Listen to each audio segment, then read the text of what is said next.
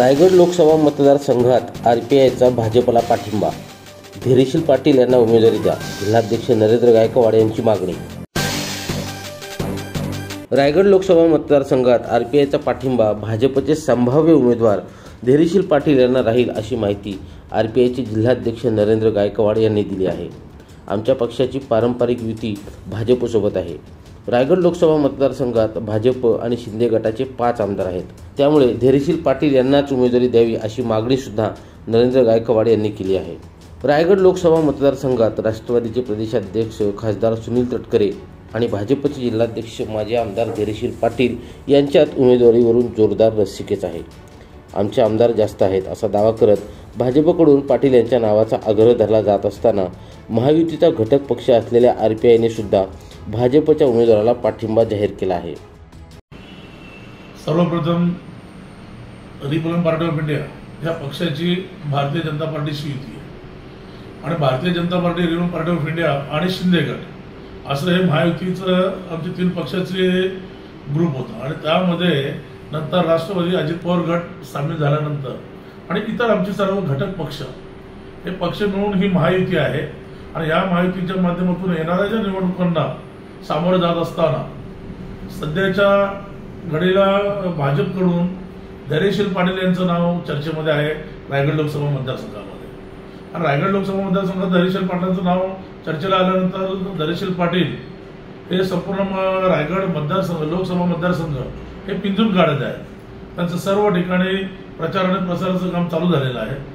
असं असताना जर कुठेतरी ही चर्चा परत घडत असेल की सुनील तटकरे साहेबच रायगड लोकसभा मतदारसंघातून उमेदवार असतील, तर मला असं वाटतं की जर धैर्यशील पाटील हे जर उमेदवार असतील तर भाजपचे ते असल्या कारणाने आरपीआयचा पाठिंबा धैर्यशील पाटील यांनाच असेल. कारण सुनील तटकरे हे जे उमेदवार आहेत ते राष्ट्रवादीतून असल्यानंतर ते आता आलेलं घटक पक्ष आहे. रायगड लोकसभा मतदारसंघात आरपीआयचा पाठिंबा भाजपचे संभाव्य उमेदवार धैर्यशील पाटील यांना राहील, अशी माहिती आरपीआयचे जिल्हाध्यक्ष नरेंद्र गायकवाड यांनी दिली आहे. आमच्या पक्षाची पारंपरिक युती भाजपसोबत आहे. रायगड लोकसभा मतदारसंघात भाजप आणि शिंदे गटाचे 5 आमदार आहेत. त्यामुळे धैर्यशील पाटील यांनाच उमेदवारी द्यावी, अशी मागणी नरेंद्र गायकवाड यांनी केली आहे. धैर्यशील पाटील हे जर उमेदवार असतील तर भाजपचे ते असल्या कारणाने आरपीआयचा पाठिंबा धैर्यशील पाटील यांनाच असेल. आणि सुनील तटकरे हे जे उमेदवार आहेत ते राष्ट्रवादीतून असल्यानंतर ते आता आलेलं घटक पक्ष आहे.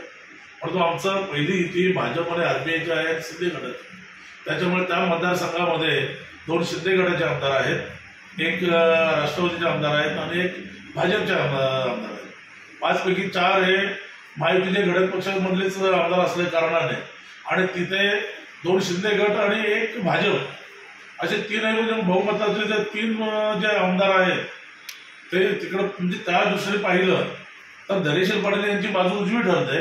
आणि जर भारतीय जनता पार्टीच्या वतीने जर धैर्यशील पाटील यांचं नाव पुढे येत असेल तर आरपीआय ही धैर्यशील पाटील सोबत भाजपच्या सोबत उभी राहील.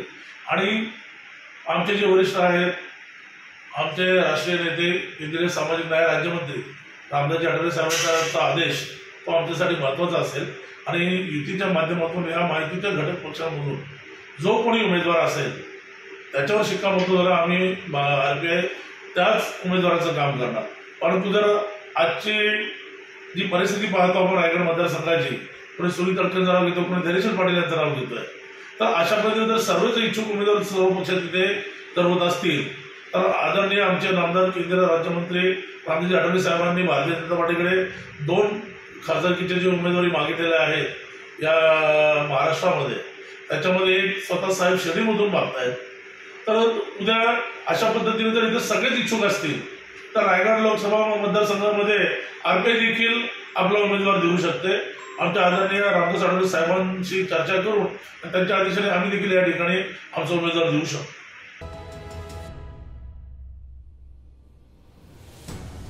ब्युरो रिपोर्ट, संवाद मराठी लाईव्ह, खोपोली.